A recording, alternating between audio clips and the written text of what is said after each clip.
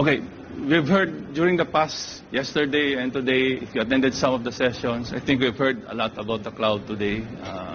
Some, maybe the cloud forming in the sky, you cannot touch.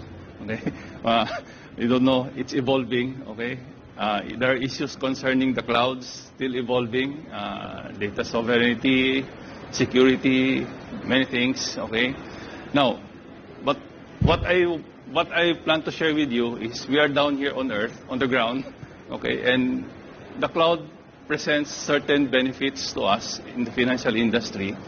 However, if everything is still evolving and we still cannot decide what to do, then we miss a lot of opportunities in using the cloud. So I just want to share two of our examples that we have gone into. Now, before I do that, I would like to know how many are, I assume everybody's from the financial industry here. Am I right? Show of hands. Oh, okay. How many are technology people here? Great. Okay. How many are non-technology? Any regulators? Oops. Okay, gone. Raise. Do it quickly. Okay, so let me introduce our bank first, and then I'll go into an example of Swift versus Swift application on SaaS, and how we evolve into future-proofing our enterprise data center, and a few lessons on leveraging on the cloud, and maybe discuss a bit about our regulatory framework in the Philippines. Okay. Okay. All right. Philippine Business Bank, we're the 5th largest thrift bank in the Philippines, a medium-sized bank in terms of assets. We're part of a big conglomerate involved in food, beverages, transportation, trading, marketing, and real estate development, and the bank, financial services. We deliberately focus on the SME market. So we're not a retail bank in terms of consumer. We're not a consumer bank, but we're a SME bank, okay? And today we have about 108 branches all over the country, a mid-sized bank, okay? That was as of third quarter this year. The milestones we have was we started operation in 1997, okay? This is one, okay, I would like to highlight this particular milestone. We were the first savings bank to be allowed to offer trade finance service, a domain of the commercial and unibanks by the Central Bank of the Philippines. And we went public on February 19, 2013. Okay. Our journey into the cloud, okay, started way back in 2010 when we were the first savings bank to be granted authority to issue foreign letters of credits and pay, accept, negotiate, import, export, draft bills, okay, by our Bangko Sentral of the Philippines. Now, the challenge was we created an international banking group to handle that particular business, and they immediately asked IT, they want to join SWIFT, and they immediately asked IT, they want to have a SWIFT gateway. And we were all pressured because the challenge was there, immediate, okay? So I'll explain later what happened. Now, in 2012, we migrated, okay, we got a SaaS application for the SWIFT. We migrated to version 7 without going through the efforts of installing everything because it's only the cloud, okay? And then in 2012, we have an aggressive branch expansion in the Philippines in our plan, and we decided to virtualize our data center, okay, to address that issue. And in 2013, we were able to integrate an on-premise application with our SWIFT in the cloud. And then we completed our data center virtualization. We prepared it for the future. And then we completed our disaster recovery facilities in 2014. Okay. The SWIFT challenge, this is what happened. Of course, we were the first bank. We were granted now the license to open LCs directly. So the requirement was to have SWIFT. Okay. Our information technology group was tasked to provide the SWIFT payment gateway then soonest possible time. Because we had this advantage among the thrift banks, we have to strike with the ironist hat. To provide added value service to our customers, especially the business, the SMEs. We have two options. Go on a traditional on-premise application or software as a service. Okay. The traditional, as you know, you apply, download the application, install it on a server in your data center, 1 or 2, you maintain 3 staff to handle it, okay? You have to create your backup site, and etc. When you use software as a service, it is just connecting to the internet to a service provider, as you know, and then you pay per use, similar to that. Obviously, we decided to go on the SaaS environment on the basis of the following business case. It was, in terms of time to market, the cloud model offered a 1-month time to market. The investment was about 51% lower than the on-premise, and then the annual cost to operate it was 42% lower than the on-premise option. Obviously, it's a no-brainer. This introduced our bank to the cloud. I went to our management, I went to the board. This is the first time we're going to do this, and the figures were just so glaring. And they just have to say, they said, let's try it, okay? So we went through it. But it did not go as smoothly also. There were challenges because we have to talk to our risk, talk to our IT security also. At that time, there were no clear regulatory framework. That was the biggest risk we had. 2010, our central bank was not clear also what to do with the cloud. I think it's the same issue here. And we work with them. We talk to them. We sit down with them. We tell them we have this option. We would like to pursue it. And they gave us guidelines, okay? So it's more of a communicating now with our authorities. Don't let them be our box, okay? We go to them, we talk to them, and they give us our guidelines. In fact, when we had the original agreement with the service provider, there were more pages inserted because they recommended a few things to do with our provider. I cannot detail it because we might have different regulators, different scenarios. But talk to them because they can help us to take advantage of these evolving models. People. Well, my staff, even my own technical people were all telling me, where are the servers? I don't like it. I mean, that was at that time, okay? So that I have to say, you don't need the servers. It's all there running. All you need is an internet, okay? So I have to go through with them, talk to them. And surprisingly, not only our technical people, even the business user, the international banking group, they themselves say, hey, there's no servers. In my other bank, before I came in, I had a server, everything there. So I have to then, we really have to sit down, educate them. It's a pain, but you have to go through that process. Here comes now my IT security. No server, no physical storage, no possession of data. Where is the data, everything? And I said, come on, it's only a trial, it's a small application, and Swift anyway sends messages out. So you're not storing any customer information, so I guess it passed that requirement. Okay. Broadband is an issue, but I suppose here it's not an issue. In Singapore, you have 1 gig to every household. In the Philippines, a bit of an issue, but you can rely on 3 telephone companies and have backups that can be addressed. Okay. Vendor lock-in. Okay. This is one issue that people are so afraid of. If you work with a cloud service provider, you get stuck with them. What if their service did not reach the SLAs, okay? You want to move to another cloud service provider. How can you get now your data somewhere in there, move it on the other side? This one, actually, was not able to answer this directly, but we have an airline. Among the group, we have a small airline company, now sold to AirAsia, but we operated an airline within the group, and I was also involved in their system, which is I think it's a seat reservation, internet booking for the airlines, etc., and departure control. Okay, all these systems are running in the cloud for that airline. I mean, when I went into that airline, my chairman asked me to help him look into it. I could not see a server, a data center within the office. Okay, so that's how I was exposed to, and we did a move from one service provider to another, and it was possible.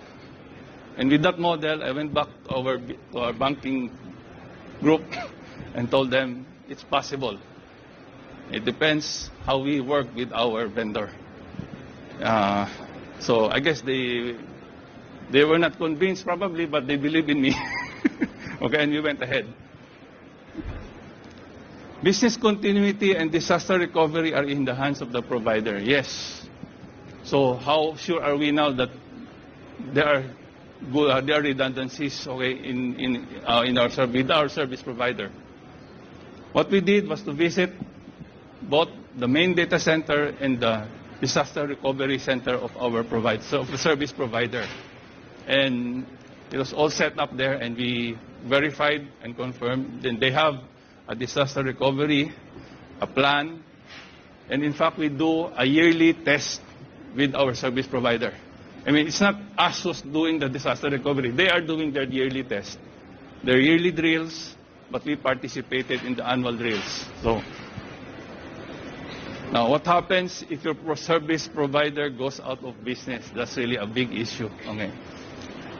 In this model, we were a bit safe because it was a startup business. As I said, it took us a month to put it on live, and the other on-premise option was about 3 months. So we have a second fallback. If this thing doesn't work, doesn't stop, we go to the traditional one, still available. Anyway, this is just a small a payment gateway. Okay. So we also have other fallback plans. Something like we have signed up with another bank, okay, to help us service our transactions for swift payments if our provider goes out of business. But at the end of the day, I think after all audits, all requirements, all compliance we do, at the end of the day, there's nothing called as risk-free. We have to put ourselves on the line and believe in what we are doing. So you have to risk, okay? You have to provide. You have to put yourself on the line and believe in your vendor, in the provider. Otherwise, you cannot start anything. The benefits, actually, after 3 years, we take a look back. Financial benefit was number 1. Low upfront investment, tiered price base on transaction volume. That's our competitive advantage now for us starting this business. It was agile, in rapid development. In fact, this was practiced actually. 1 week after contract signing, they were all saying you can now use it. But of course, we have to follow our SDLC cycle. We have to go to testing. So we said we went live in 1 month, and management was happy because while the iron was still hot, we're able to introduce the products to our customers. Availability. I think SLA was discussed in some of the sessions here. We have a very thick SLA with this provider, about a lot thicker than our contract. So I guess with SLA defined, and there's a periodic monthly report, okay, that the provider gives you on the status of their data center and the performance of the data center. There's also an incident report, etc., to counter it. Scalability. Every year we talk to each other, provide for the planning of the capacity planning, and then ease of technology management. I only have one staff coordinating between the user and the service provider throughout the whole project, throughout the whole life of the whole project. So I guess these were the benefits. These benefits introduce cloud computing into our management. And of course, Lastly, it's environmental friendly. We save maybe a couple of 5 servers for this application in the data center. Now, question is cloud integration. There were issues. We cannot integrate a cloud application with an on-premise application. I guess it was proven wrong when in 2013, we made a straight-through processing from our on-premise treasury system with our SWIFT payment gateway on SaaS. Okay? It was through the help of our providers. Now, 2012, I'm running out of time, but anyway, 2012, we had an aggressive branch expansion and we need to address the capacity. So we had the infrastructure challenge in 2012. We need to replace our old slow servers, ages 8 to 10 years old, to meet up with the business requirements, okay? Short-term, medium, and long-term. Build infrastructure that can future-proof to be able to address short-term, medium, and long-term business. Preserve low-cost advantage of our mission-critical applications. We're running at a very low optimized core banking application. Again, that was our advantage. And we don't want to sacrifice a transformation of core banking system because that will again take about 3 years, 4 years, and a huge amount of investment and a lot of hidden costs involved. Data center transformation. So our challenge was a data center transformation without disruption to business. And again, we had 9 major projects at that time running all together. Okay. And improve our disaster recovery response. So the option was 1:1 replacement of servers or transform our whole data center into an enterprise virtualization, maybe a private cloud. I don't know if that's the real definition, but it's an opinion. Okay? So we decided to go virtualization. The risk, people knowledge again. You have to train them, send them to training on virtualization. Performance, we do POC. We loaded our applications. We selected the tier 1 vendors. We loaded the application, ran it in their laboratories to confirm that it can handle the performance. Multiple vendor, yes, we get a system integrator to handle it. Security, again, it's a big issue, but you have to deal with your IT security people. Vendor lock-in, well, this in terms of servers, we can run on several brand servers, so there's no issue there. We have business continuity and disaster recovery. We have mirroring now with the virtualization, so we eventually just copy the whole set on another site. Okay, so benefits, financial, again, IT optimization. Aside from changing the old servers, we achieve a 10:1 ratio. Okay, and we actually broke even on the first transformation on the original of all the existing servers. We already told management we were going to pay back everything in the first quarter, and we did it. Okay, so that's the benefit of virtualization. Agile, yes, we have actually achieved software definable data center with software definable feature. When a new project comes up, we don't have to wait for the 90-day cycle for delivery of a servers for the certain application. We just define it, set up the test environment. Once it's accepted, we migrate to production. That's it. Availability, well, the mirroring handles it. So when the main we've tested, we shut down the main data center. Everything is mirrored on the other data center. And during disaster, we just go to the other side. Scalability, it can grow. We can keep on adding servers. We can add the storage, everything. We're now treating it as one enterprise data center. It's a software data center now, what we have achieved. Okay? Ease of technology management. It actually transformed our IT operations. No? It's simplified. Okay, imagine if we managing a lot of servers now, we're just managing. It reduced our size to about 20% of our real estate today.